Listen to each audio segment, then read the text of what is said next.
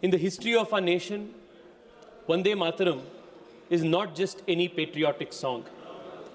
It is the spark that ignited our freedom struggle. It is the mantra that awakened millions to national duty.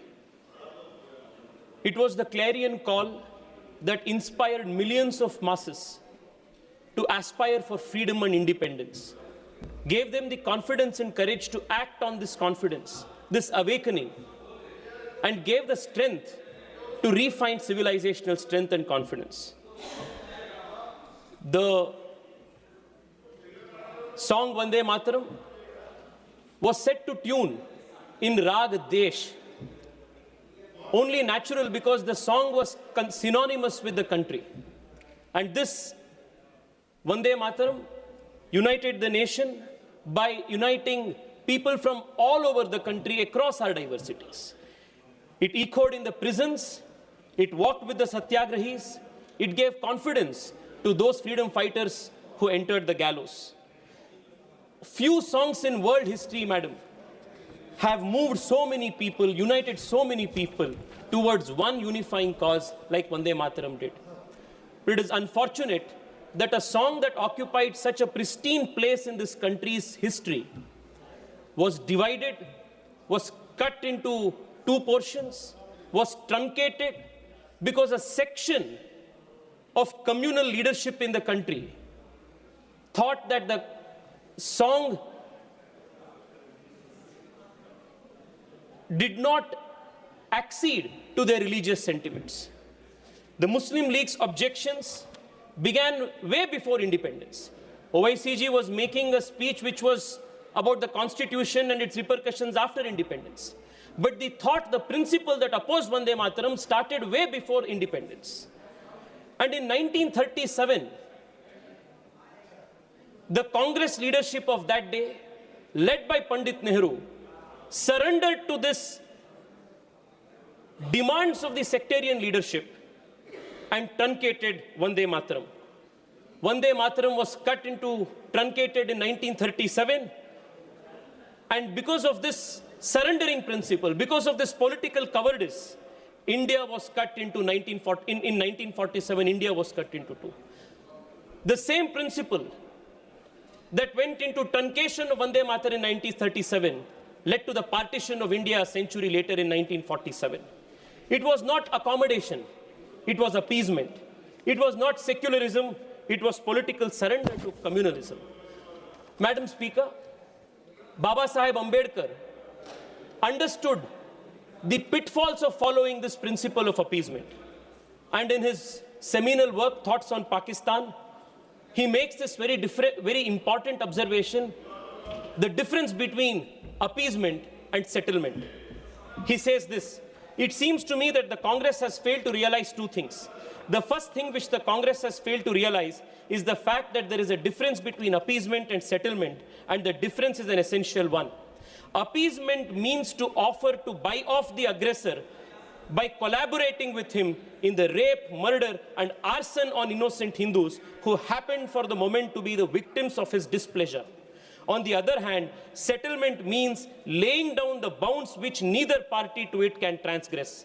Appeasement sets no limits to the demands and aspirations of the aggressor. Settlement does.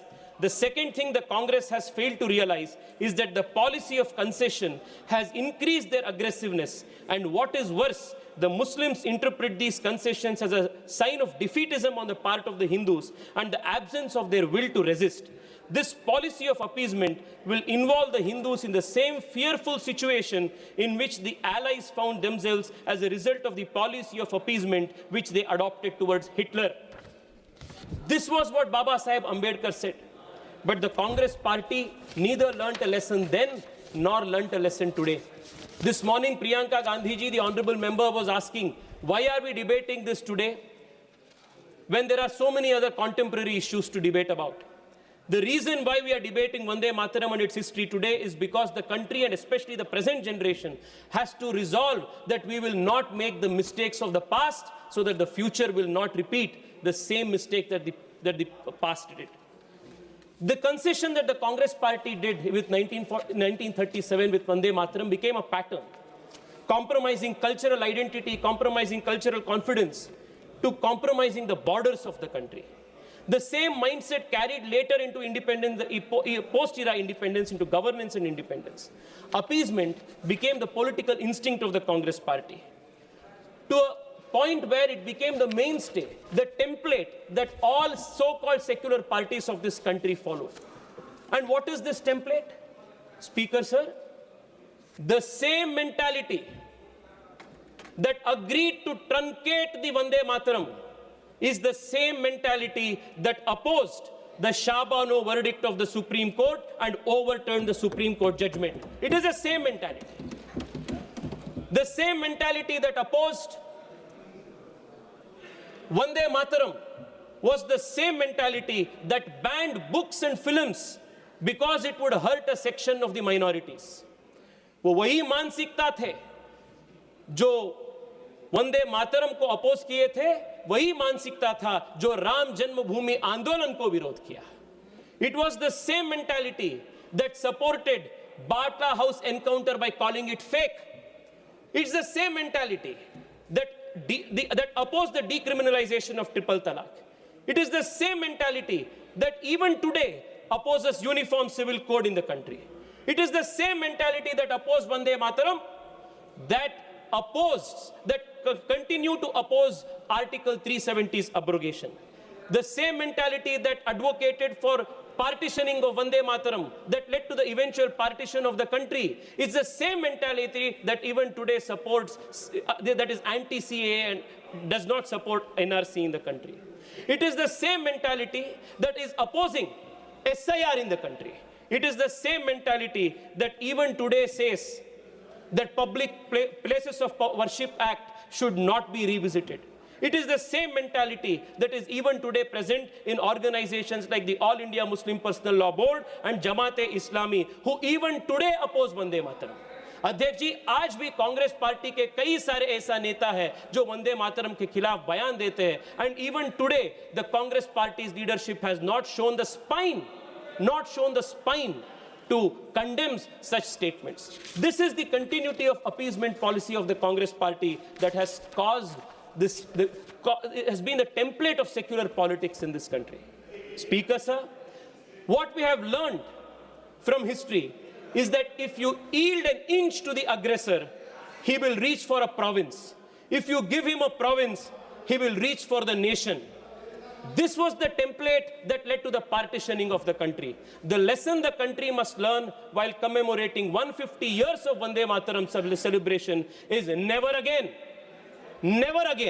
we will not yield an inch more to aggressors and appeasers. We will not yield another thought, another inch of land for those who think appeasement is the template of secular and accommodative politics in the country. Adhyaksh ji,